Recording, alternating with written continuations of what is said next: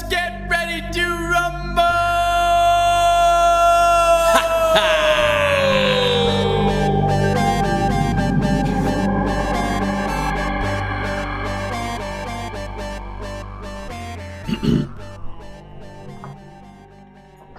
All right. Well, welcome to the first ever Red Line podcast, brought to you by Krispy Kreme, our title sponsor. Gotta love those original glazed donuts. You know what's really nice about these mugs is that the writing is in red. Just like Red Line. Red Line. There it Funny is. thing is, if you actually fill this up with hot water, the whole cup turns white. And on the backside, if you look faintly, it says hot now. Yep. Yeah, I've used this mug Yeah. before. Yeah. So, hot now, just like us. Anyways, Just like this podcast. this podcast pretty is going hot to right blow up the internet. Anyways, let's run down this format of this podcast. Joe. Okay. Give us a rundown. So our podcast consists of a lot of sports talk and a lot of nonsense talk. We have a number of different segments that we call periods because we're very sportsy. So we have a segment about hockey, which our marketing team, again, very deep expertise, came up with these clever names. We call the hockey segment the red light segment because of the red light when you score. Makes a lot of Makes sense. a lot of sense. It's a great name. In that segment, we'll talk a lot about the Calgary Flames, our hometown team. We'll talk a lot about the NHL as a whole, things that are going on in hockey. And we also will talk about a lot, maybe potentially about the playoffs. They're coming up here soon, so we'll talk about that. The next segment or next period that we have, again, brace for it, the red zone.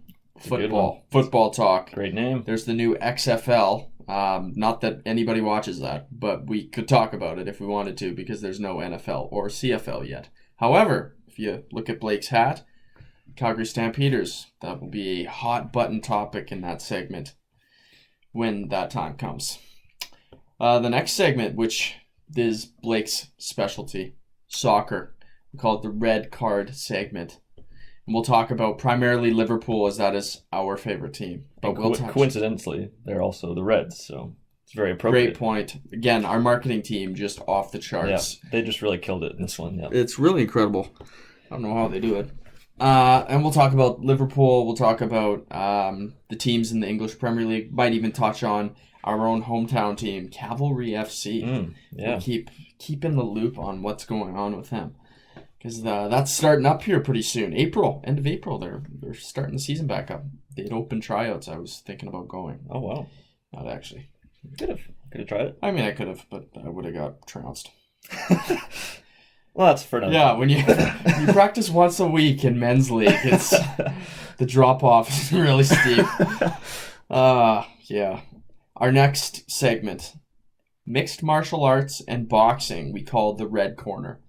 Now, Blake and I we are not experts. We know nothing about either.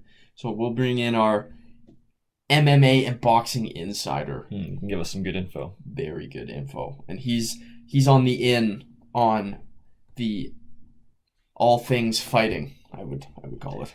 It's a good way to put it, I guess. Yes, all things fighting. In our final sportsy segment, we talk about baseball. It's called Red Thread. Would you like to? Yeah, have you ever looked at a baseball? There's red thread on the ball. Boom. Depending on which kind of ball you're looking at. But according to this Wikipedia page, yeah, the ordinary baseball has red thread on it. Makes sense to me. Rawlings, probably. Sure. That'd be my guess. Yeah. When it comes to the nonsense topics, we have a couple hot button topics that we that our again genius marketing team came up with. Yeah, we're not paying them enough. No, we really aren't. The right on red segment, Blake, would you enlighten them on that? So right on red, that's about driving and anything vehicles even. You got some fun projects you're doing on your car or any horror stories you saw on the road while you were driving. We'll discuss those during that period. It's a good one. And then we've got another nonsense period. Instead of right on red, this one's left on red. Oh! It's a little play on words, so it's not so much the color, but it's about girls and any dating horror stories or any anything like that. So lots of those to indulge the listeners on. Well, so we got a lot to get through. It won't be every week because every team is not playing every week. So we'll keep you up to date with the hot button topics of what are going on that week and at that time. We'll be back with our first segment, which will be our soccer segment, Red Card, coming up next. All right, stay tuned, folks.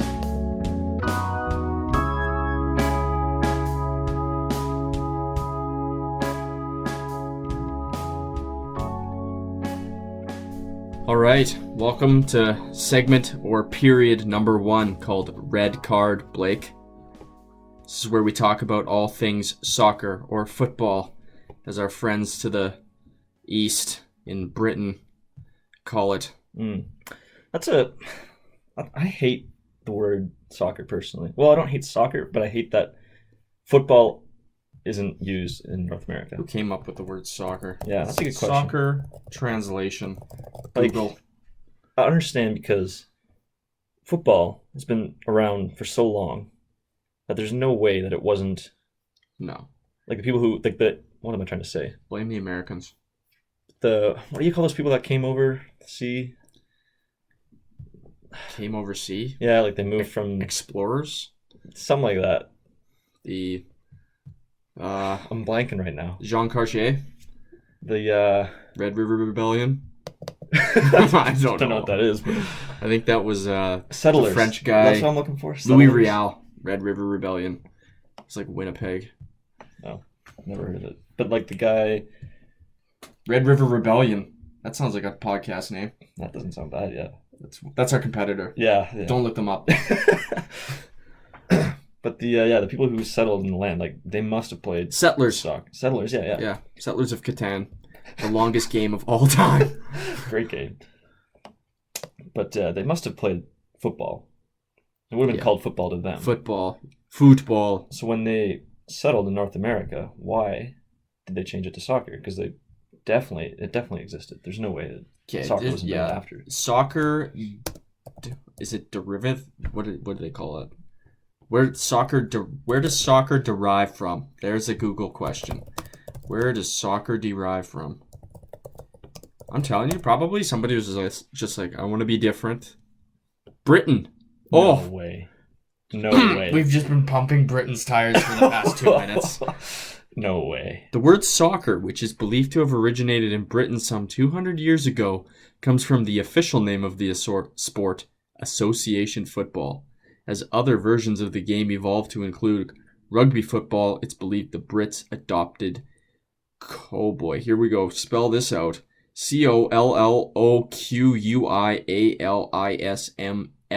Colloquialisms. Colloquialism? Yeah, that. To distinguish each game. Huh. Okay, well, we were wrong.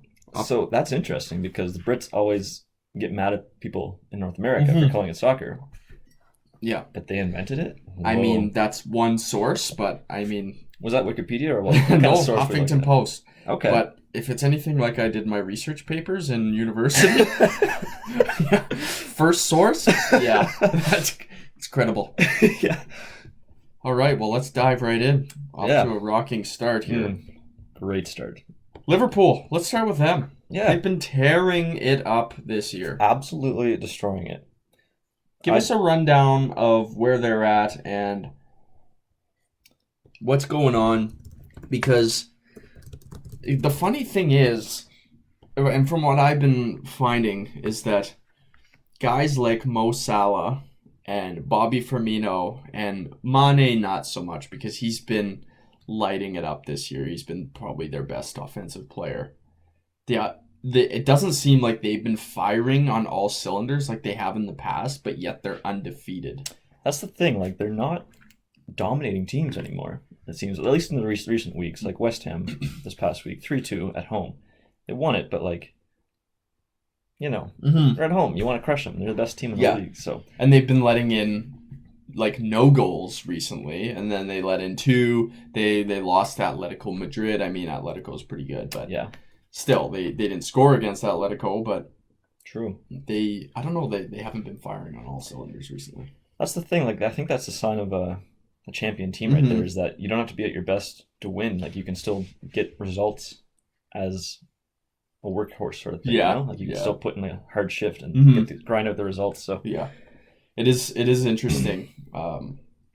Because that used to be one of the huge pain points of them in the past. Like under Brendan Rodgers, it was they would have the firepower up front, but then they'd let in 4 goals. They'd score Yeah. 6, but they'd let in 4. yeah, And so if they didn't let in, or if they didn't score and have the firepower, like if Luis Suarez was having an off day, or Raheem Sterling or something was having an off day, then it'd be like, oh, they lost 4-1 or something like Exactly, that yeah. to Aston Villa. yeah. Oh, good. And the thing is, I got this table up right now. They have the best defensive record in the league. Only Really? 17 goals against. Well, here's the funny thing that I was reading is that I think Allison Becker at the start of the season missed how many games? Like he was out with that Yeah, calf injury for like 10 Premier League that's games true, or something. Yeah. I'm just going off by memory here. I'll take a look, but he's got the most clean sheets. It's just something ridiculous. Right, yeah. So he missed like not half the season, but a good chunk of the Yeah. season, and he's still leading in clean sheets. So, The guy's an animal. and he's got some great wall in front of him. You know, Yeah. like that is a solid line. I would say this is a bold statement, but I would say Trent is the best player in the Premier League. Whoa! Boom! Whoa! Sound the sirens. Hear me out though. He's so young that you'd expect him to be that good if he's in his prime. Yeah. But he's like what, 21? Well, yeah, he's He's 21. It's ridiculous. Like he's breaking records. He broke the record last year for the most assists for a defender in a season, a 38 game season. He broke it again just last week. Yeah, what do you have 2 or 3 Yeah, he assists had last 2 week? assists. Yeah. So he had tied his record, and then he broke it up 2 more assists. And there's only 27 games in. It's ridiculous. So there's still, a bunch of games left to play, and he's going to crush it. He's so young. He's like athletic, he's strong, he's fast. He's a diehard Liverpool He fan, is. so it's Love great. it. It's awesome. Scouser. Yeah. Born and raised. That was the worst Scouse accent of all time. I don't even know what a Scouse accent sounds like, but I don't know if I go Scouser. there. they have kind of like a twangy. I don't even know. Maybe, okay. Let me rephrase it. I don't think he's the best player. He's the most, Best right back for sure. yeah. Yeah. He's the most exciting player to watch for me. Yeah, that's fair. Yeah, that could be subjective. I mean, he's my favorite player on Liverpool is Bobby Firmino. Such a beauty.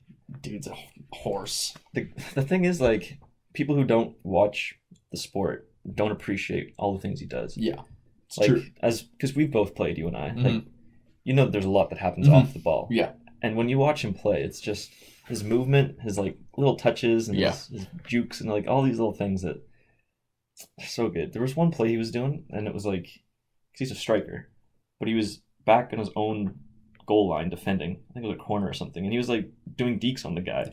insane. It was awesome. Yeah. I remember. I think I was watching the last game that I was watching was, it was at home. Who was their last home game before they played West Ham? Do you remember? Let's look up Liverpool fixtures.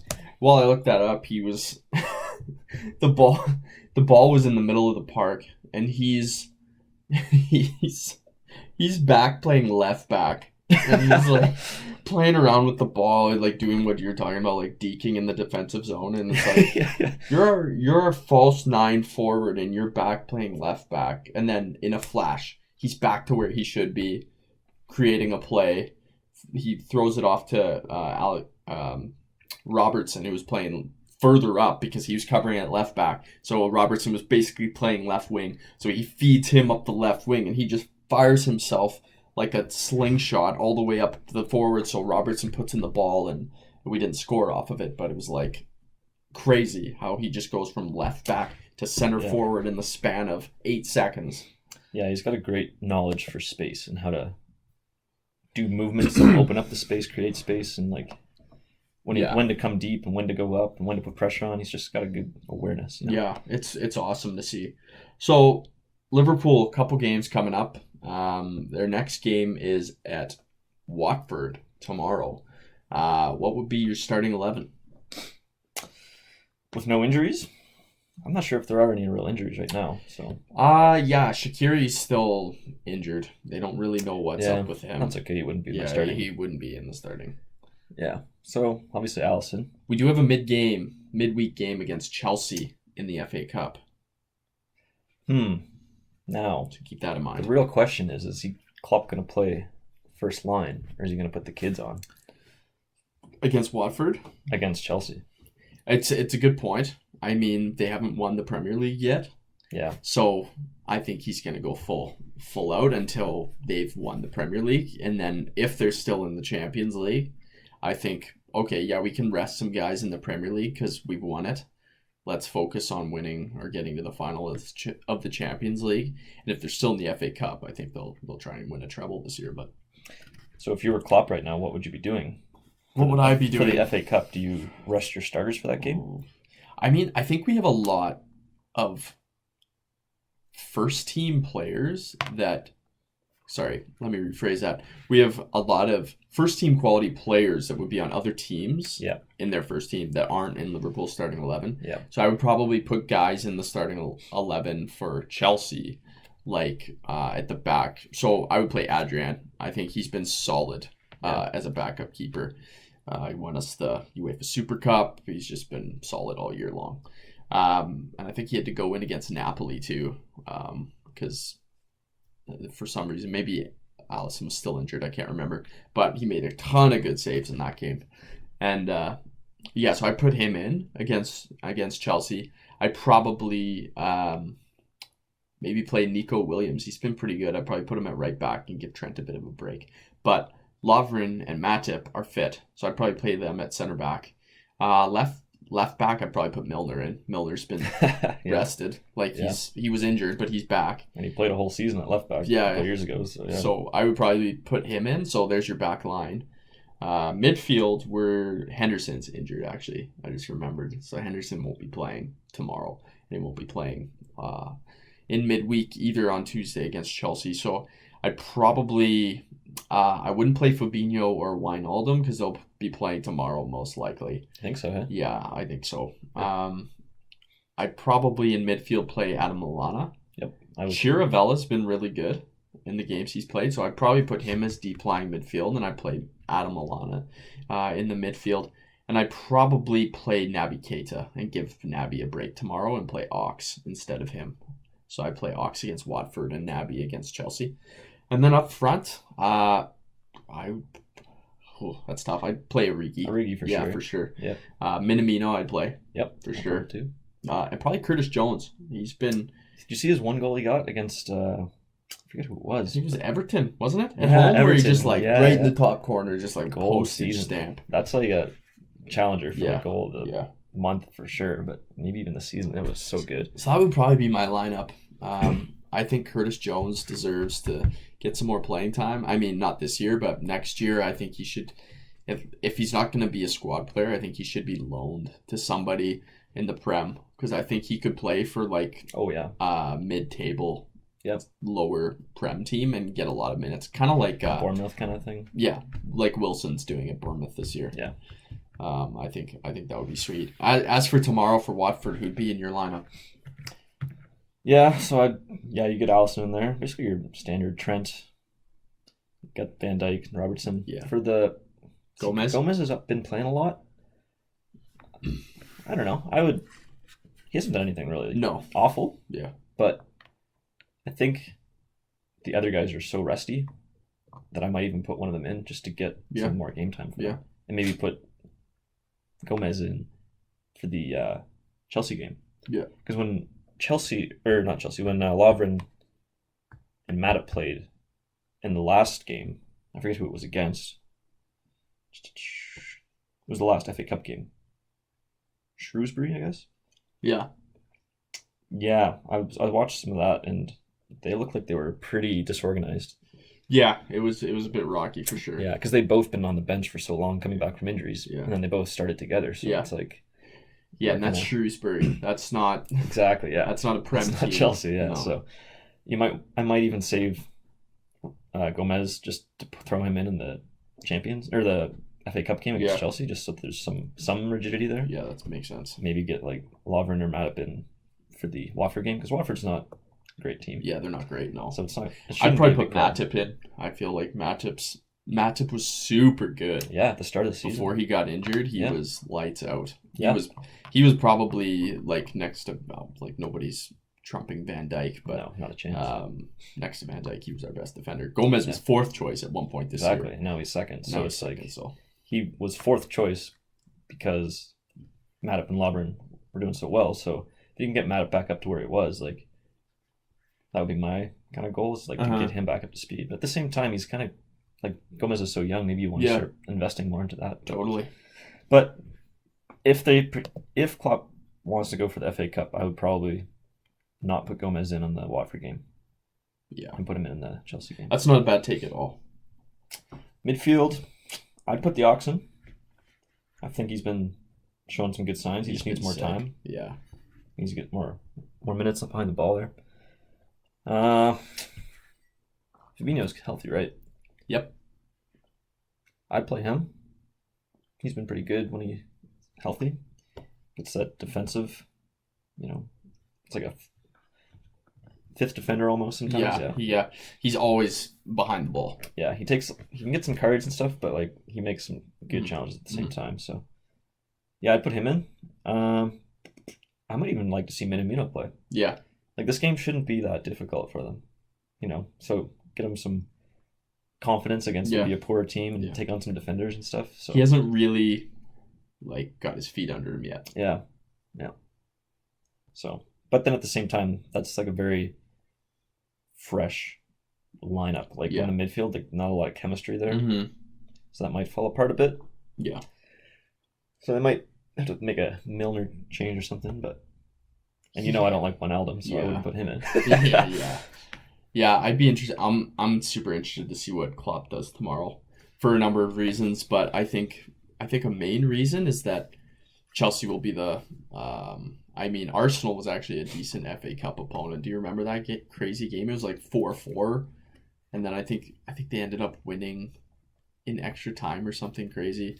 I can't totally remember. Origi scored like super late on, and I think we won in a penalty shootout. Was it this year? Yeah, it was this year. It was absolutely madness. It might have been in the Carabao Cup actually. That sounds familiar, but I think it was Carabao. Yeah, it was 5-5, and then it was 5-4 on penalties. It was just absolutely insane. It was October 30th. And so get this. The goals were Mustafi own goal, James Milner with the pen. James Milner, if he scores in a game, we never lose. I don't think he's ever lost a game in which he scored in. I think it's like Well, it's kind of hard when you've already gone the whole season undefeated. So. Yeah. James Milner goal versus win record. It's like insane. I can't find it. Oh yeah, it's 16 years. Here we go. This is from 2 years ago. So now it'd be 20 years if it's still going. But yeah.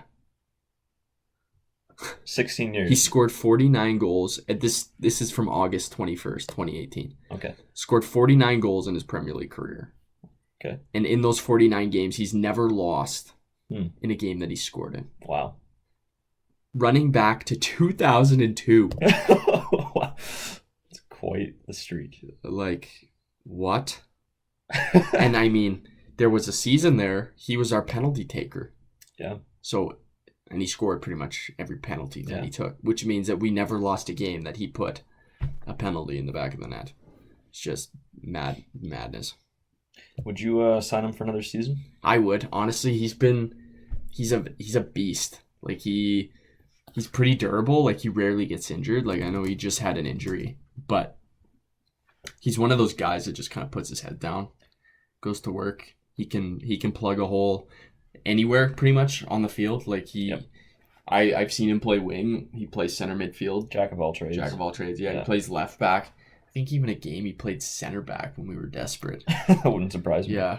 So he is 34 though. Yeah, he's 34, but we did sign him on a free, so we're not we're not losing really any money. He's played a bunch of seasons for us, and I mean, there is the flip side of that though. Is like maybe Milner moves on and Curtis Jones comes in and fills a similar role, and Curtis Jones can play an attacking role. He can also play kind of more of a central midfield type role, more creator, kind of like Coutinho was sort of. Right. But I don't know. I'm interested. Let's end with this. This summer, who, if you had, let's not put a dollar value to it. Let's just say you had to fill 3 roles and make them realistic on the players that you would fill with those 3 roles. Select the replacement. Yeah. Or just the position. The position and the player. Oh, wow. Position, 100% right back. Because Trent is crushing it. But if he got injured, who do you put in? There's no one on our bench right now that could fill that role. Nico Williams has been decent, but he's too fresh. Yeah, way too young. Yeah. Who would I pick to replace him? Not replace him. Well, to fill in if he got injured, sort of. Okay, yeah. Like as a backup for him. I don't know. He's just so good that anyone else just pales in comparison. Yeah. You'd almost want to find like like when Andrew Robertson came in, he was fresh and raw, but solid. Like he proved himself in the Premier League. Yeah. Like something like that. Exactly. Like if you could find somebody that could fill a role like that, and is kind of the next Andrew Robertson / Alexander Arnold in this case. But on that note, I would also probably do a left back, because those 2 guys crush it. They were dynamite last year. They both tied a record for the assists. Yeah. But then Trent broke it in the end by 1 assist. So those 2 guys together, unstoppable. So if either of those guys go down, there's a gap. Madness, so you need and there's no real replacement for Robertson that I can justify. So, it would be like Milner would go left back. Yeah. So, and he's not running down the field throwing crosses and stuff. So totally.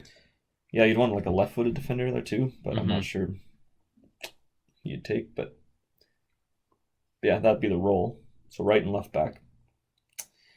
And the other one, probably, well, it's hard to say. I would say a creative midfielder. Yeah. Sits behind the front 3. But with Minamino coming in, he might fill that. We haven't really seen enough of Keita to know if he's going to fill that or not. But so I'd give that time. And if they don't produce, maybe we fill that. But there's a lot of players that have come in that should fill that role. You got Lallana and the Ox, Minamino, Keita, all those kind of guys should be doing it. And then if you've got Curtis Jones coming up, maybe you don't need it. But I don't know. Yeah. I don't know if any of them are world class to fill it in. So yet to be seen. It's hard finding a world class talent that wants to be a rotation player that to fill a role. Well, that's the thing. I don't know if they would need to fill the role. They might just sub in and be the starter. Yeah. Just swap out what's currently there. Yeah. Those guys are good. I don't know if they're world class. They're definitely they're in a world class team. Yeah. But they're not necessarily world class. Exactly. And they could go to any other team and be a starter for sure. They're good. Yeah. But are they world class? I don't know. You know what? Henderson drove me nuts. Really? Forever. But the past 2 seasons, he's just become an absolute animal. And he's all over the field all game. If he makes a mistake, he rectifies that mistake instantly. He's always looking to get forward. And I feel before we got Fabinho, he was playing that deep role and he wasn't able to drive forward as much. But when we got Fabinho, it kind of gave him more liberty to drive forward and kind of provide support to Firmino and Salah. And man, so many times, because he likes that right side of the midfield. Yeah. Him and Trent like to interchange. Yeah. And he's right-footed, so he does that kind of outside curve inside. And he finds Salah so many times, and Salah just burns everybody. And I just love that so much. He'll curve it around the left back, and Salah will cut inside, outside, and get onto that ball. And there's so many times that he does that, and it's just beautiful. For me, the 3 positions, I agree. I would get a right back. I would get a left back. Who would I get? I don't know. Yeah. it's hard. It's really hard to find out. There are some good, solid right backs and left backs that are like Sessegnon on Tottenham. Tottenham never use him, and That's he's the like guy who came from Fulham. Fulham. Yeah. Yeah. And he also plays wing, so Yeah. he's pretty versatile. But they loaned him out somewhere. I can't remember where they loaned him. Have to look, but they just never use him. I was reading, and he's hardly played at all this year, and it's kind of annoying, honestly. It's like they're wasting this kid. He's 19 years old, and it's just like they're just not using him. So I feel like we could use somebody like that, and he's quality, and give Robertson a bit of a break. Honestly though, like Klein, I know he's got injury problems, but he's class. Like when he's in good. there, Yeah, I agree. Honestly, like that makes me kind of second guess buying another right back, and I almost wouldn't, because we have Nico Williams, and if he can kind of get to a place where he's solid enough to play against the Watfords and the Norwiches and that sort of thing, I would be comfortable having him there. I don't know him that well yet, and I'd have to watch him a little bit more. The thing with Klein though, I don't know if he'll stay. Like, he hasn't played a game in forever. And you know what? He's like coming into the prime of his career. Yeah, I think he's probably 28 or 29. He was loaned out for half a season last year. Yeah, he's 28. So he's coming into the prime of his career. He's been out of the England squad for a while, and he probably wants to get back in there. And being a rotation guy, he's not going to get in there. But to be fair, he won't get into the England squad if Trent's there. Yeah. So yeah. And this is a whole nother topic of moving Trent to midfield, like he was once touted to be the next Gerrard, and pinging 40-yard those bombs passes that he makes through the strikers. Makes sense. It's pretty crazy. Yeah. There's been a lot of rumblings about Timo Werner coming from Leipzig to play striker, and that was my third position, as a striker, like a strong out-and-out striker, because we have Origi. He's clutch is what Origi is. He's clutch. Yeah. But he's not at a point yet in his career. He's still young. He's like 24 or 25. Yeah, he's 25 almost.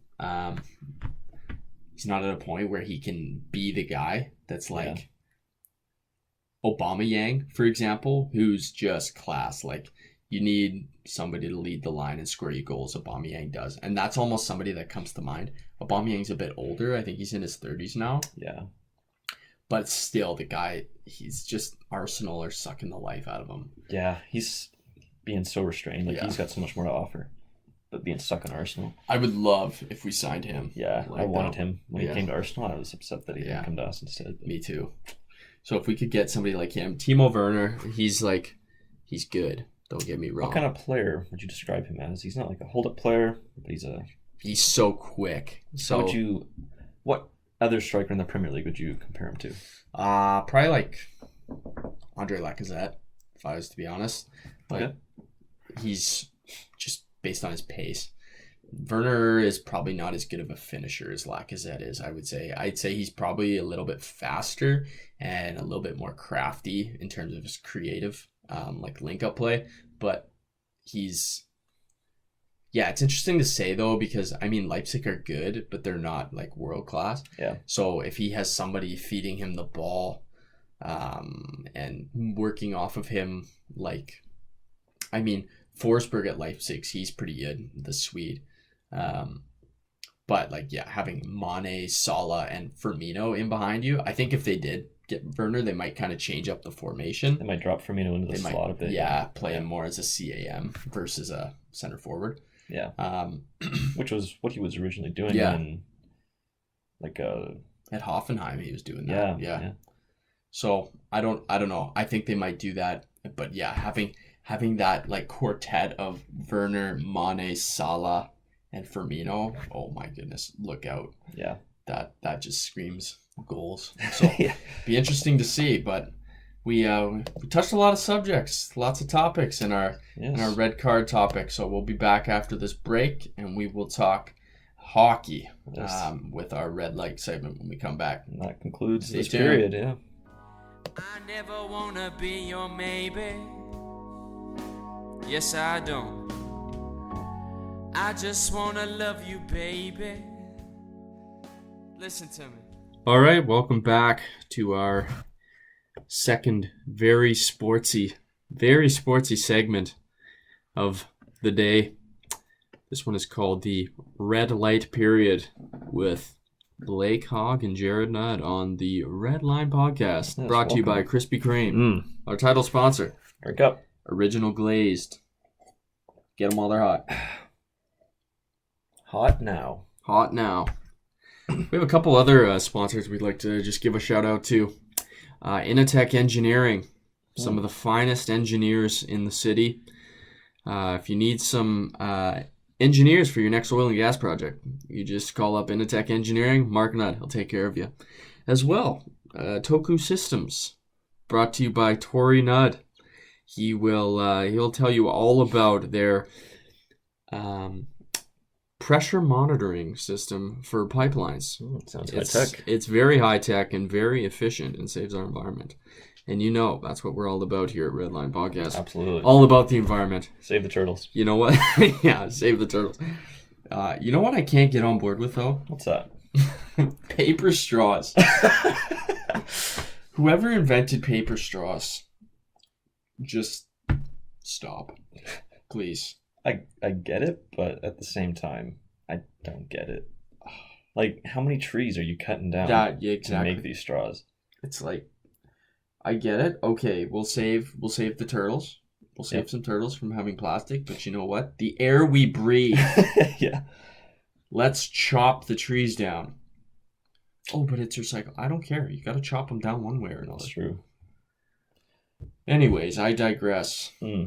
But So- the paper straws, like you have them in your mouth when you're sipping A&W. Love A&W. Best Hate fast the straw. Hate the straw. Yeah. It's like I'm drinking my root beer. If I take it to go, they don't give me the glass mug, which I love. Right. Because the glass mug, they put it in the fridge. Yeah. And it comes out and then the ice kind of forms in the root beer. So good. Yeah. But if you take it to go, they give you the paper straw and then you're drinking about halfway through. You're sucking on soggy paper. Yeah. It's disgusting. It's disgusting. Anyways, back to the red light period. There it is. With Blake Hogg and Jared Nudd. We're going to talk about a number of things here, Blake. Yeah. What do we got here? We're going to talk about the Flames. Calgary Flames. The Calgary Flames. For those of you that are, our podcast goes worldwide. So for those of you that are listening way out there, we're talking about the Calgary Flames. Yes. NHL team. They've been on a heater lately, thankfully. And they weren't for a while. They've been getting points. They got 5 out of a possible 6 points on this road trip that they're currently on. And they haven't been playing slouches either. No. They've been playing teams like, Detroit Red Wings, the biggest slouch of slouches in the NHL. Okay, fair enough.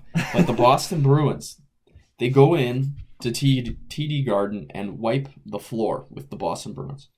That is the best game they played all year, bar none.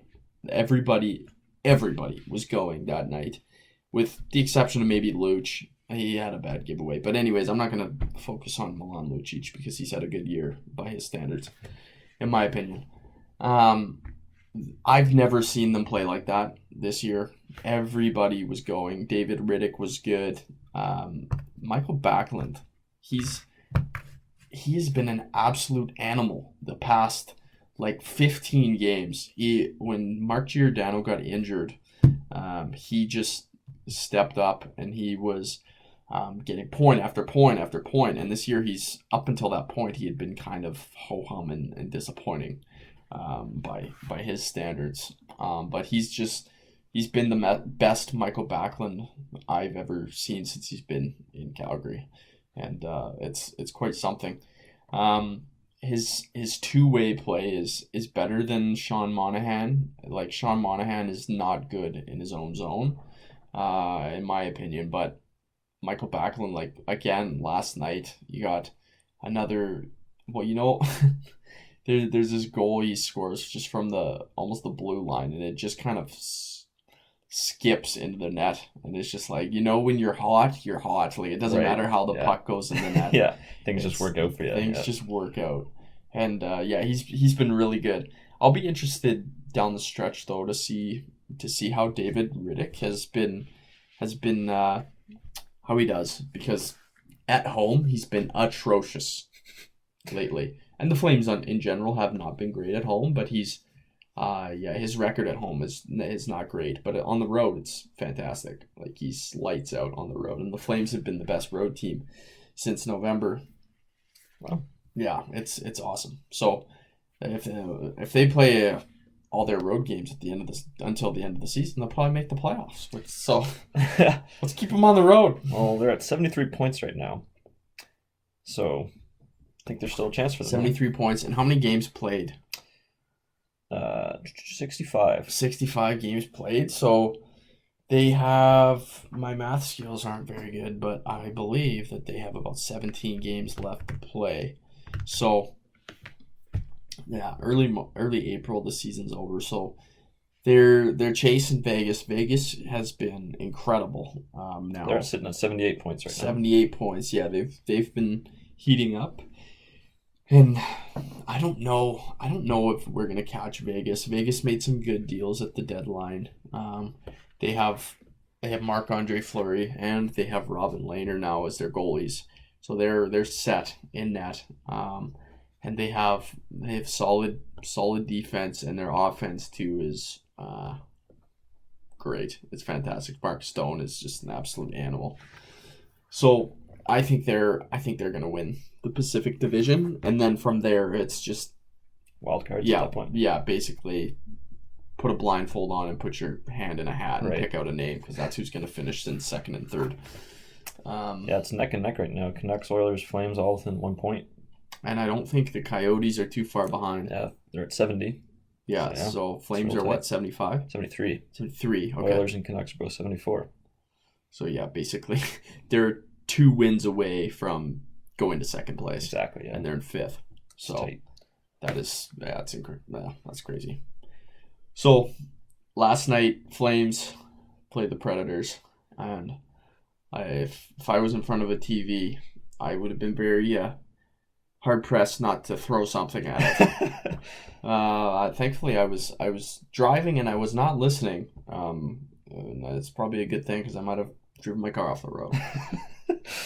Oh, what happened, Jared? Tell the folks how fine folks. Oh, let me tell you. Flames, again, coming off of the game against the Bruins, where they played their best game in a long time. Who This were in season, first for place. sure.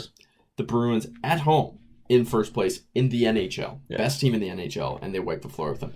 They go into Nashville, and they play a really good game, and they've been good in Nashville. They've won 8 out of 9 games that they've been at the Bridgestone Arena in Nashville, and they played solid. The first period had a really good period. Shots were like 11-8 or something, and then in the last minute, Cody Sisson scores, and it's like, okay, whatever. It's kind of a garbage goal, but they scored. It's like, okay, it's been really close, back and forth. Second period, Rasmus Anderson back post scores 26 seconds in. It's like, okay, we're back. And then Michael Backlund scores that like skippy goal, and it's like, okay, the luck is with us this game, and we get the goal. Like a minute later after that, and then as the game progresses, it's like the Flames, they're just in control, and it was kind of one of those games where, I mean, yeah, Nashville's good, and they had their chances, but it's like, you know what, the Flames, I don't see the Flames giving this up. And then Nashville ties it in the third period, and it's like, okay, we got a game on. And then What time did they tie it? what time did they tie it? Yeah, how deep into the game? I gotta find that. You're putting me on the spot here, man. Guess I could try to pull that up too. Yeah, you're supposed to be my stats guy. Sorry. It's all right. Wow. I gotta go on to Sportsnet here. But yeah, so the game the Flames weren't as shut down type offense like they were, or shut down type defense like they were against the Boston Bruins, but they were still solid for like 98% of the game. And they gave up that goal in the third period, but then with a minute and 2 seconds left, the Flames score, and it's 3-2. You're like, perfect. Game, set, match. Flames, they got this in the bag. And then, lo and behold, 0.1 seconds left. Mikael Granlund puts the puck in the back of the net, and it's just like, I need a counselor. I need somebody to, it's just like, it's so flamesy. And it's just like, they did it in the first period too. It's like, shut down the game. Just shut it down. Everybody play defense. I don't care. If you're in the corner, take a penalty. Take a penalty. Put somebody in the box. And if they score on the power play, okay, they score on the power play. But if you kind of got to know your opportunities. If somebody's going in or they're wide open in the slot, it's like, grab a hold of his jersey, haul him down, and especially when it's 0.1 seconds left in the third period, take a penalty, because by the time the buzzer goes, there'll be no time on the clock and you're not going into the box anyways. Exactly. Just like, so frustrating. But anyways, we get a point, it goes to overtime, and then there's a breakdown and they score in overtime. Overtime's a toss-up anyways, but yeah. It's one of those games where you're just like, you look back on it and it's like, okay, if they went to overtime against Boston and got a single point against Boston, you would have been like, wow, we just got a point against Boston. That's a good result. And then got 2 points against Nashville, you would have been awesome. Same amount of points. You get 3 points out of 2 games. But it's reversed, and you're like, over the moon about them over Boston. Then you're like, dang it, Flames. you can't even shut it down when you have a lead, a minute 2 left. And it's like, you were doing so good for 98% of the game. Shut it down. Play defense. Everybody. And again, just like know where you're at in the time of the game. If you had to take the penalty, you have to take the penalty. But whatever. I shouldn't be complaining, because like 8 or 9 games ago, the Flames were just hot garbage and they couldn't do anything. And the world was falling apart and the Flames aren't going to make the playoffs, blah, blah, blah. And now things are looking good. They're in a playoff spot. And things are rosy. But I don't know, man. It's just like one of those things that it's frustrating. It does sound very much like a Calgary Flames move right there. Yeah. To lose it with that short amount of time left. And it doesn't even have to be hockey. If you're in that situation, what's your take on taking penalties or doing foul or giving fouls away for the sake of winning? I think logically it makes so much sense to do it. And as a player, I would hate it if it happened to me. Mm-hmm. But at the same time, you'd be tempted to do it to win if you were in the other person's situation. So it's like, I don't have strong opinions on it because they both make sense. Uh-huh. Like it kind of ruins the game a bit if it's just like you get down to the last 30 seconds and it's just a fight basically every time you touch the puck or whatever it is. So yeah, I don't know, but it's hard to know too. Like if you're in the moment and you're absolutely absorbing all of this pressure from the other team, like the Flames were in the last 5 minutes last night, and just the pressure's on and on and on. I mean, if there's 5 minutes left and you take a 2-minute penalty, not great. But do you think though, like they've been so indoctrinated not to take stupid penalties that they just don't take penalties? They try to avoid penalties at all costs, even if it's better to take it. And totally, and that's like that whole mental battle of knowing where you're at in the game. It's like constantly looking at the score clock. It's like, okay, there's 5 minutes left. If I take a dumb penalty, we're going to be shorthanded for 2 minutes or less. And if they score, well, that's brutal. Yeah. Whereas 30 seconds left. Yeah, you're putting them shorthanded for 2 minutes, where if there's 30 seconds left, the max that you're in the box is 30 seconds. Yeah. Plus the face off. Plus, so it's it's interesting because in that case, like they were just getting bombarded in the last minute, and they like take a dumb penalty, just like ragdoll somebody to the ground. Maybe not ragdoll, but Right. like football tackle somebody Something to the ground. obvious. Yeah. Yeah. And they just left him wide open in the slot, and it's just like, even if you're holding on to him wherever he's skating, you'll get a holding penalty, but at least you can call a timeout, get your ducks in a row, and regroup and try and lock things down for the last 30 seconds. But Yeah, I guess anyways. it probably depends on how the game's flowed until that point. Like if it's been a lot of whistles leading up to the last 30 seconds, Yeah. then you should, like, if you're making a sub, you go in there and be like, I'm doing anything. But if it's been open play and it's been flowing and there's been no whistles and stuff, easy to lose track at the time, I guess, maybe.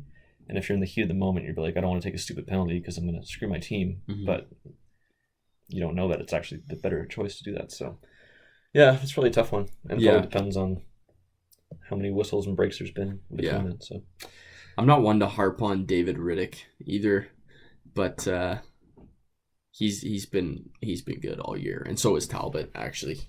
But it kind of shows like Riddick is still like, he's not raw anymore as a number one goalie, but he's not elite, and it's in those moments in the game his defense let him down, no doubt about it. He's wide open in the slot, but the shot that he faced wasn't a shot that it was like unsavable. Right. He could have saved it, and those are the times. Those are where the Carey Prices of the world, the Martin Brodeurs, the Patrick Waugh bail their teams out. Yeah. And steal games. Yeah.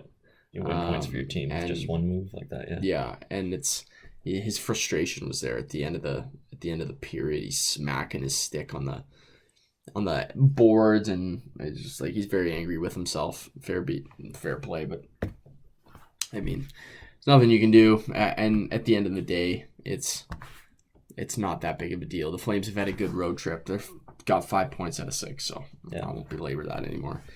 It was also good to have Mark Giordano back. He's the Flames captain. He's solid, and brings that leadership to the Flames that they may have been missing in the back end, because they were playing with minor league players for a while, but who actually did good, albeit they won 6 out of 10 games while Giordano was injured. So it's nice to have him back. And they made 2 trades at the trade deadline, getting Derek Forbort and Eric Gustafsson for a pair of mid-round draft picks, which, Eric Forbort, I didn't know much about him, but Gustafsson he's a good defenseman, and he's good on the power play, and I've been pretty impressed with how both of them have played since they've come in.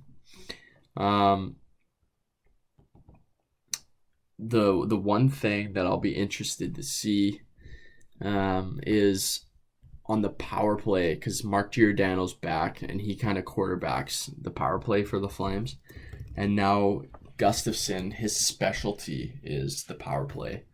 It'll be interesting to see the difference in kind of philosophy now, as if moving forward, if Giordano's going to be taking over the power play again, or if Gustafsson's going to do that and Giordano's going to move to the second unit. It'll be interesting to see what they do, because Gustafsson is very smooth and almost like silky the way he passes the puck and moves, where Giordano's just like, he's good, he can get the puck on net and stuff, but he's just hard work, rugged kind of guy. They're kind of 2 different type of players, and I'll be interested to see what Jeff Ward does with that, because they're 2 totally different players.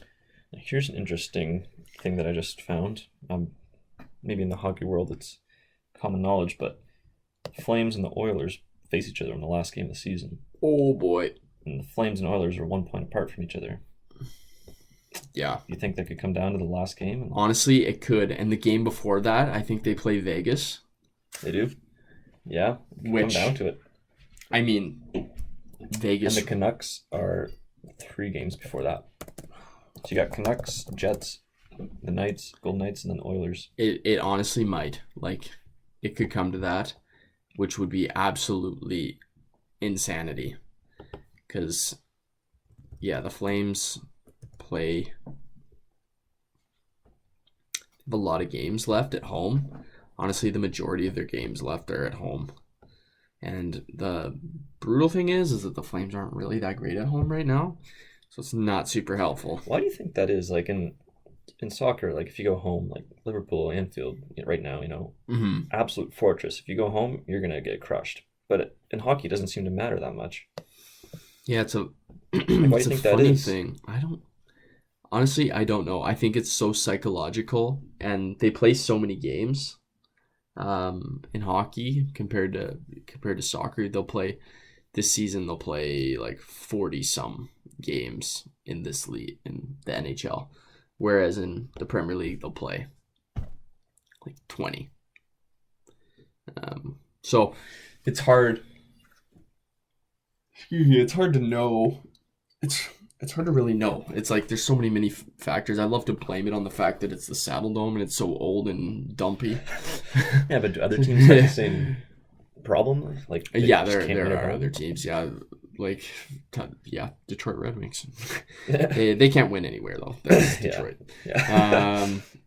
It's a weird thing, and the funny thing is like it reversed because at the start of the season the Flames were dominant at home and iffy on the road, and now the Flames are dominant on the road and they're iffy at home. They're like 500 at home, so they're kind of meh.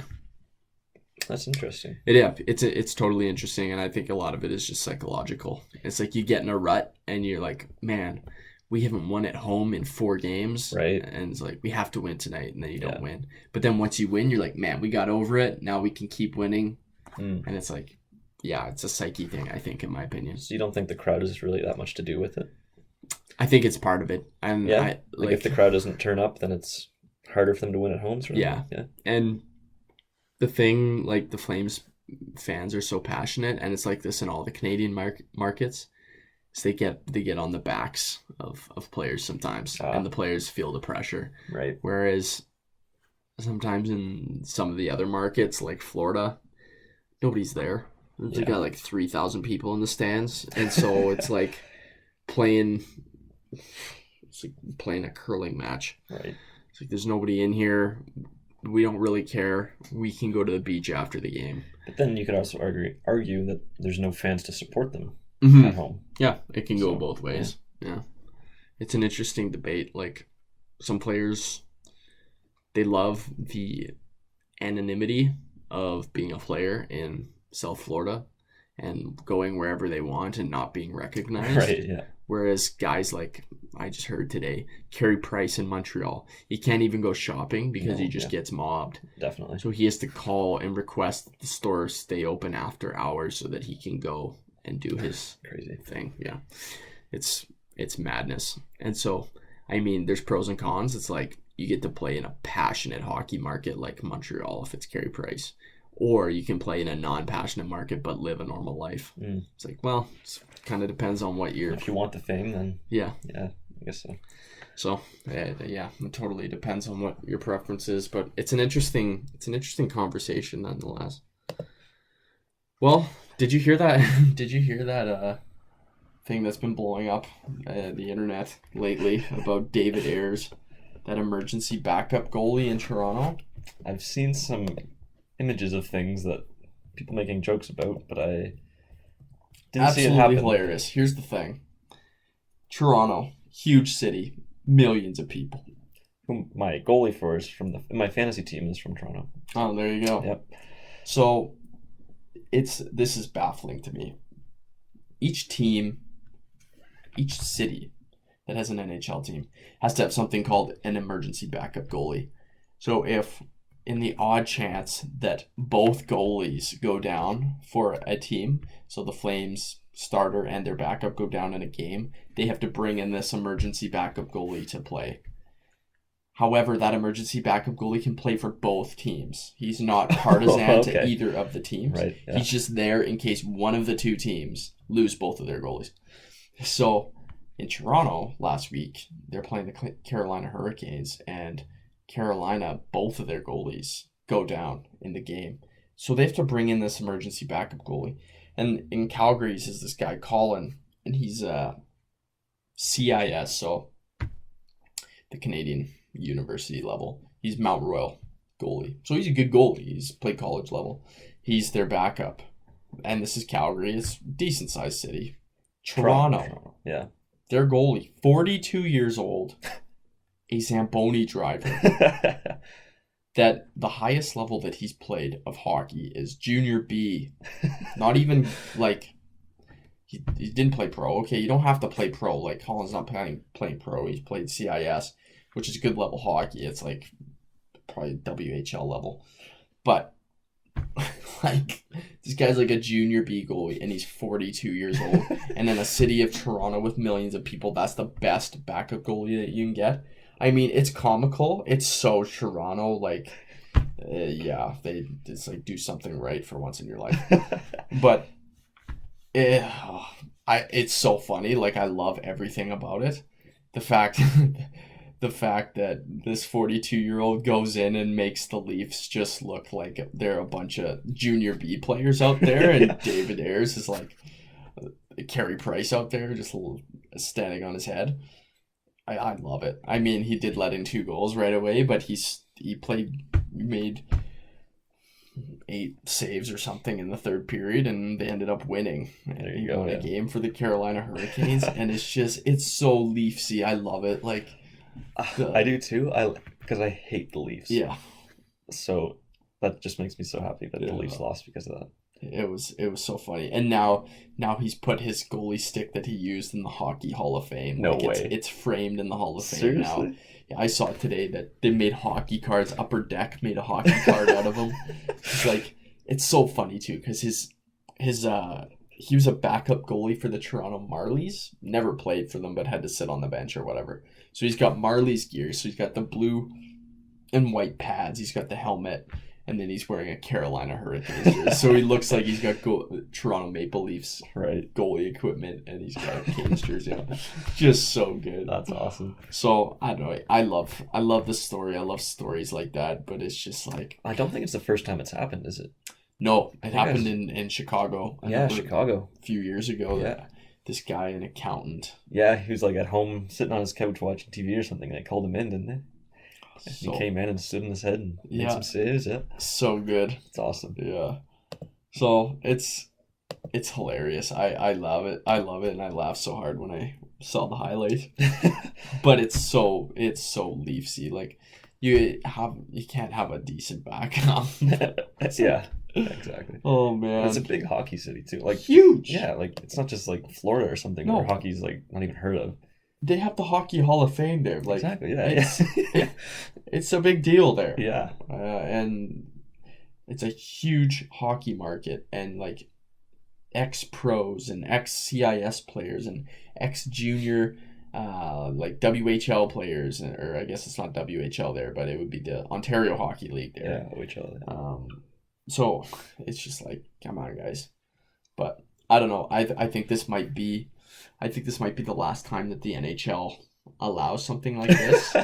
As funny and awesome as the story is, they're gonna probably do something like each team has to carry a third goalie. Yeah. And pay them like, I don't know, $100,000 a year to be a backup third string goalie, and like they gotta practice and be fit, but at least if they have to come in, they're a classified pro, right? Not a Zamboni driver. Oh man, it's so good. Well, that brings us to the end of our red light segment / period. We'll be right back after this to close out the podcast with some hilarious non-sportsy related talk.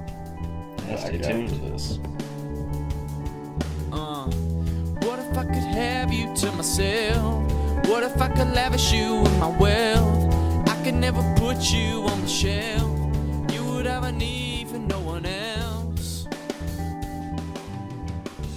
What if it was more Welcome back to the Redline Podcast. We're starting off the third period here with our segment called Right on Red, where we discuss driving, cars, driving problems, pet peeves, funny stories, all that kind of stuff. All of the above. Yeah. So tell me, Jared, do you have any good driving funny stories or anything like this? Yeah, I got a lot. The first one that came to mind was from high school. It took me a little while to get my license. Failed my learner's test like 4 times. Oh, okay. Or maybe I got it on my 4th time. And it was so, like, do you remember did you get your learners on your birthday? When you turned 14? Or did you get it later? In Nova Scotia, it's different. You can't get it when you're 14, so. Okay. Yeah. So here you can get it when you're 14. I didn't go on my birthday, but I went a few times, so I failed a bunch, and I got help from everybody. Basically, was pleading for me to get this stupid learner's license. I had the flashcards. I had a subscription online to these AMA tests that they give you to try and get you through, and I just couldn't pass this stupid thing, and eventually I did. And then I would have been in grade 12. Right at the beginning of grade 12, I got my actual license when I was 17. And my mom had this, and she knows this story. I told her this after the fact. That's good, yeah. Yeah. She had this 2005 Chevrolet Epica, it was called. They only made it 1 year because it was an absolute piece of garbage. I'm looking it up right now. It was a really nice car, but apparently it had a ton of problems, and it was just kind of, one of those Chevy cars that was in this rough spell of Chevy cars. Oh, yeah, I think I've seen this around. Yeah, you don't see much of them, though. No. Because there was only 1 year of them. Right. Super nice car, though, actually. And I quite liked it. But anyways, she would let me drive it once a week to school when she was not working. Right. And that was Fridays, usually. And so there was this girl at school that I was kind of hanging out with. She's kind of, we were really actually just friends. It never actually went anywhere. But we would hang out all the time, and I would pick her up from her house and go to school on Fridays, and we'd go out for lunch sometimes. And we would it was winter. So it was freezing outside. Right. And so I was like, I'll just give you a ride home after school so you don't have to walk and whatever. So I was like trying to be super cool, and I was like, I can drift in this car. Oh, yeah. I know how to drift. Is this front-wheel drive, back-wheel? Front-wheel drive, 2-wheel. You pull the e-brake and kind of pivot the car to go around corners kind of thing. Okay. I'm brand new to driving. This is the first time I've ever driven in the winter. Perfect. So I got my license in October. So there was no snow in October yet. So it was in one of the wintry months. She didn't live that far from the school. She lived 2 streets down, and there was a crescent cul-de-sac. So she could have walked home. Oh, for sure. She could have walked home. It was freezing, but she could have. Yeah. And so I drive in this crescent. So it's kind of like a huge cul-de-sac. Okay. And it was garbage day. So all the houses have their garbage cans out on the corner of their house. Yeah. So I was like, okay, this is huge and wide open. Like, I'm not going to hit this garbage can. So I was like, give it a little too much gas, and I pivoted around this corner, and it was so icy. I just slid and kept sliding, and I cranked this dude's garbage can, and it was one of those like black bins on wheels. Oh yeah. And I hit it with the back of the trunk, and the thing flew. Like, it was empty. Yeah. Well, it wasn't empty actually. It was partially full. There was like a bunch of paper and stuff in there for whatever reason. And made the loudest bang. It sounded like a gun went off when I hit it. I just went, wham! I hit it, and the garbage can flew onto the dude's driveway and cranked into his garage. Paper and garbage just went everywhere. So I kind of like... Hold up. So you hit his garbage can, and it flew into his garage. Is there a full driveway? Like... Yeah. So it went that far. It's like a 2-car garage.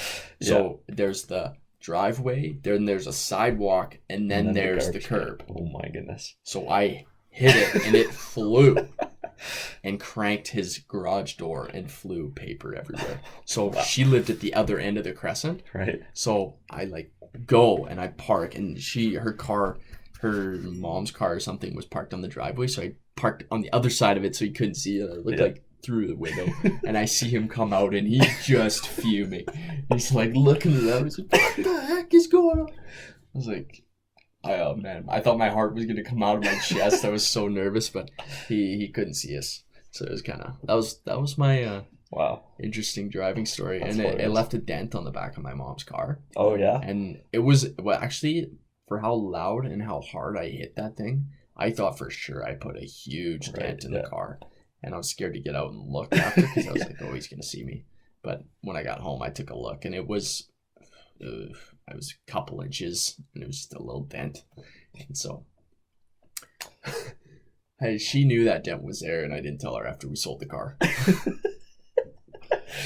But she was aware. Yeah. She's well aware. That's funny. She'll probably say I've never told her that story, but I've told her that story before. Right. Yeah. You got any good stories? The only thing I can think of that's like kind of stupid like that was, I don't know what we were doing. It was in junior high, I guess. I think I was in grade 7. And I don't know what the purpose was, but for some reason, like at school, people had syringes filled with water, and we just go around squirting people. So they just have like wet shirts for the rest of the day. I don't know why this was a fad, but it was for some reason. So I was walking home with my friend, and he had one of these syringes filled up with water. We're on the sidewalk walking up to his house, and we're like right beside his house. And this car pulls up, and without warning, he just turns around and just squirts the syringe at the like on the windshield. Like super harmless, right? Like no problem. You just put your wipers on, keep going. But the lady inside, she was triggered. Like, I don't know why, but she was. And I was just kind of caught in the headlights. I'm like, what just happened? Like, he didn't tell me he was going to do it. He just went and did it. And he just books it, takes off into the woods, because it's like in Nova Scotia, so there's forests everywhere. Yeah. And I'm just standing there just like, what do I do? Like, this lady's like getting out of her car. And the guy's like booking it off in the other direction. And I just kept walking, like normally, like I was heading to his house.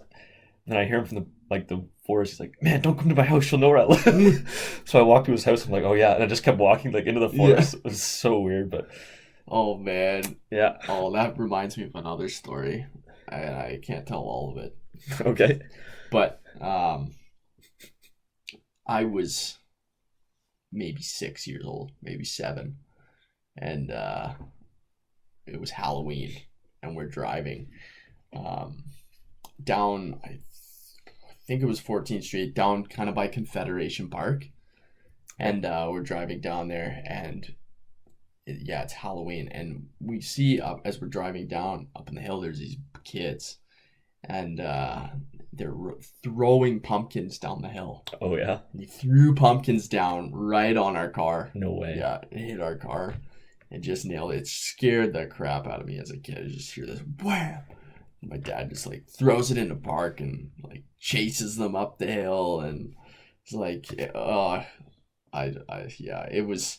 That's terrifying. Yeah, it was terrifying. I thought I didn't even know like what happened. Did it damage the vehicle? I don't think so. We had this it was like an 80s old Caprice.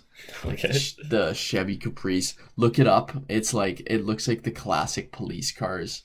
And that thing was a boat. It was like navy pearlized blue.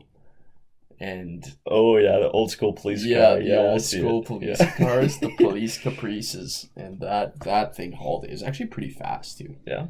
I guess they were used for police cars, so they got to be fairly fast. But yeah, it was a bit interesting. That'd be terrifying. Yeah, and it scared the crap out of me. That's kind of a fad in Okotoks, and that this was in Calgary at the time, but in Okotoks, like down the main hill, like stealing people's pumpkins off their front porches and throwing them down the hill. That's weird. It's a weird fad. I've heard of like pumpkin just smashing, but throwing them at cars, like that's throwing them at cars is a little next excessive. level. Yeah. There's any good bad driving stories? Beyond my typical pet peeve things, I'm sure I'll think of something, but off the top of my head, like nothing real bad. Oh, well, I don't know if I can say all the story, but in Thailand, when I went there, it was chaos because I hadn't really thought about how they drive there. Yeah. So we get out of the plane when we first arrive in Bangkok, and it's like 2 a.m. Yeah. and we can't see anything, and we don't know where we're going. Like, don't know what to do. We can't even speak the language, right? It was a pain to even just find a taxi. So we find this guy eventually, and we get in the car, we start driving, and this guy is just like drifting in and out of lanes, like slowly. And I'm sitting in the back, just like terrified. I thought this guy was drunk, you know? Yeah. Because he's just like, and the streets are pretty much empty. Yeah. And he's just like drifting in and out on his phone, like not even looking at the street, like just nuts, right? And like the first 20 minutes that we were in Bangkok on the streets, and he drives on the red light district. And it's like, oh boy. Like, no, buddy, keep going, keep going. Keep going. Yeah. We do not want to he stop. like parked, and we're like, no, but just keep going, keep going. Yeah. And it was crazy, yeah. So first 20 minutes in Bangkok, and yeah, that's yeah. No, thank you. Yeah. Keep driving, dude. Yeah. He just thought like some white guys flying into Bangkok. That's probably what He's they're like, there for, hey, right? You guys wanna? Yeah, I've seen your kind around. You know what you guys do. We're like, nope, Right. just keep her going. So Yeah. that was pretty terrifying. Yeah. No, thank you. Keep driving. Yeah. Thanks. Oh, gross. But Yeah. down bad driving, like that was terrible. And the streets are like honking all the time in the day for no reason. The taxi driver will just be like sitting there on his phone, just like punch the horn for no reason, like not even look up. Yeah. Like, what do you even do? Doesn't make any sense. But He'll just hear it and press it. yeah. Instinct, yeah. So, but in Canada, not too bad. Dude, this time I was just reminded of it. I was driving south on Deerfoot, and there was this lady beside me. I've never seen this in my entire life. She had her feet up on the steering wheel. So she must have had it on cruise control. Right. Because I have no idea how she was. Both feet. Both feet. Okay. And she had her visor down, and she was doing her eyeliner. No way. Yeah. Like, so she had her feet up on the dash. So she's got like left foot, on the left vent, where the left vent would be. Right foot on the right vent, basically just above the stereo. And yeah, she's got her visor down, she's doing her eyelashes, and she's got her left hand on the steering wheel. And I was like, she's going so slow. She's going like 80. And I was like, hello? You're nuts. driving, and it's not like it's the middle of the night or Right. something. It was commuting to work at 8:30 in the morning. Rush hour, yeah. Yeah. Crazy. Yeah, it was insanity. Well, I mean, even driving here today, there's a guy in the fast lane going 80. My biggest pet peeve of driving, there's two. It used to be my biggest pet peeve was tailgating. Ah, yeah. Hated it so much. And then passing on the right, like just that aggressive driving. Yeah. Like when they come up behind you and then like Yeah. pop out the side and just rip by you and come back in. It's like, dude, I'm already going like 120. Just chill, right? They're just so aggressive. So it used to be the number one, but more recently, it's merging. I hate it when people don't get up to speed to merge. Oh, yeah. It drives me nuts. Like, where I live too, it's not a 100 zone, it's a 110 zone. Yeah. And people go in going 80. Yeah. Like, you're going 30 below. Like, Yeah. if you merge in here, someone's going to slam on their brakes or like crash into you. It happens all the time. It drives me nuts. Honestly, yeah, I hear on the radio all the time. This is Trace Ventura. Have you ever heard that guy on the radio? I don't Trace listen to Ventura. radio, no. Oh my word. He does like the tackiest road reports. They're like, Yeah. we have a dust up on Deerfoot that's demonic. It's like, oh my. What? Yeah. You The trying to do Shaggy Nappy is crappy on this Oh, Wednesday. Oh my word. trying to make Don't quit rhymes. your day job. Yeah, that probably is his day job. Actually, do quit your day Yeah, job. get a different job. Yeah. If that's your day job, please quit. Yeah. Yeah, and your name's not Trace. No? Trace Ventura. He's trying to be like Ace Yeah. Ventura or whatever that is. You don't think his real name's Trace? Well, maybe it is. Is that a stage name? It's probably a stage name. I do have a scary driving story. Well, please indulge. Please indulge the listeners. Yeah. So this was a couple years ago, I guess. 2 years. Yeah, it was 2018, I think. So I was driving a Mazda 3 hatchback, front wheel drive. It's a very Yeah, you know, you've seen them around. Like they're not super high clearance, they're not super heavy or anything. They're just like a normal car. But it's winter. I think it was like late or like early in the year, like January, February sort of thing. So like not the start of winter, but partway through it. Mm-hmm. And I was driving to Airdrie to go work out at my friend's house. And it had been a really warm day, but also really windy. So there's like no snow on the roads anywhere. And I'm driving in the back roads. I'm not on Deerfoot. I'm like in the back country roads driving up there. And I'm coming over this hill. And there's no snow the entire time. I come over this hill. And I see the wind blowing. And then there's just, like as soon as you get across the top of the hill, just like a foot of snow immediately. And I'm like going full speed, you know, because there's no snow. So all this wind had been blowing whatever snow had been in the bank up over onto the road. And I was not prepared for it in my little hatchback 2008, whatever, Mazda 3. So, and no, I wasn't. No, it was that vehicle. Yeah. And I start spinning out like immediately. I drift into the other lane. Yeah. But it's a back road, so there wasn't anyone coming. There was a guy that was like farther down, but he wasn't in my way. And I'm just like fishtailing, like spinning around and hit the bank. And there's like a snow bank. And yeah, like it was nuts. And got out, my like wheel is just like spinning, but the other wheel's not. So I'm like, is something broken? Like is one wheel just like destroyed and the other one's still spinning? Like when we tried pushing it out, we couldn't push it out. And then this guy in his truck comes over the hill to where I just come, and he's just got like a winch on his truck. Pulled me out like within probably like 5 minutes. So it was super sweet. fast. It was nuts. So I was a little like shaken up. That is crazy. Didn't hit anyone, didn't do any damage. Did you say it was north of Airdrie? It was heading to Airdrie. So like the south of Airdrie, north of Calgary. And then on the way back, we came the same way. There were 3 other cars in the ditch. Sheesh. And a fire truck at the top of the hill. So it was like a death trap up there. No kidding. Yeah. That's crazy. That reminded me of another story. I had a soccer tournament in Red Deer over New Year's. And it was not on New Year's, it was the weekend just after New Year's, so it was like January 2nd and 3rd, I think, or something like that. Yeah. And we're driving, and I had to work on the Friday, which was probably the 2nd, I'd take it. It was the 4th or 3rd. Yeah, this is a few years ago. Oh, not this year. Okay. No, a few years ago. And so I had to leave after work, and it's dark, obviously, because I couldn't get the day off, so I had to drive there, and it's pitch black. It's like 6 o'clock. You're taking back roads? And it's a blizzard. No, I was on the main QE2. Okay. And there was this one spot around Innisfail, and there's an overpass, and like you said, super windy. I've never seen this in my life still. Even when we were in Fernie and they had so much snow. There was a ton of snow, but the snow had created under the overpass these like snowdrifts.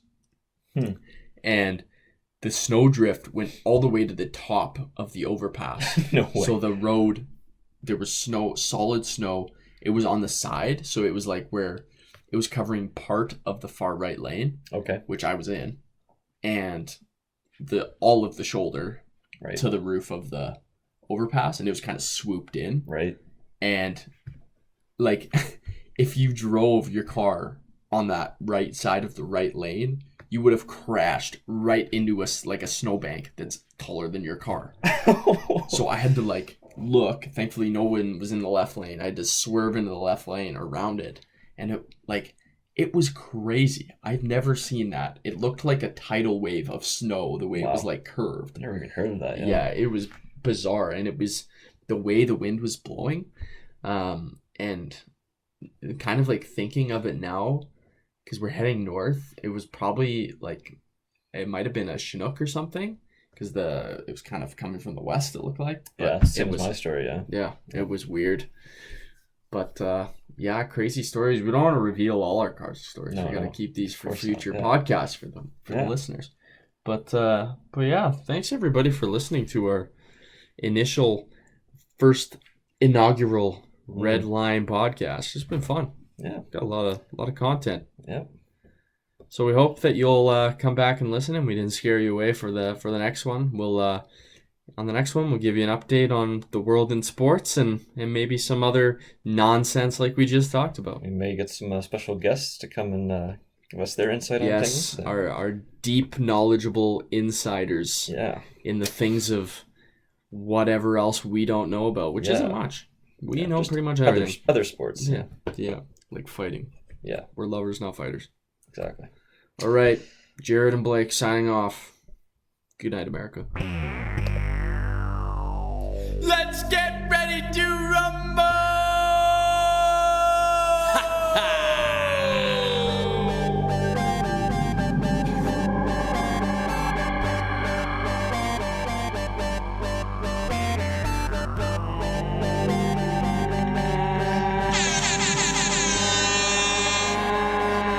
Get up on your feet.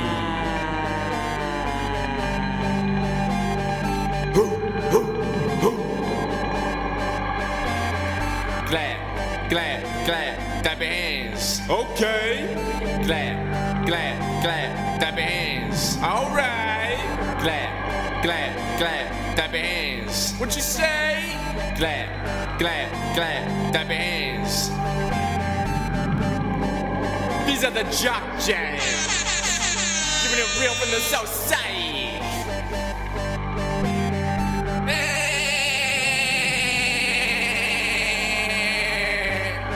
Jock Jams 2019. Glad, glad. Glad, glad. Blake 182. Yay, yo!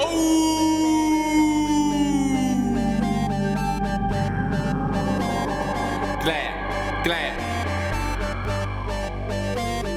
Glad, glad, glad. Clap your hands.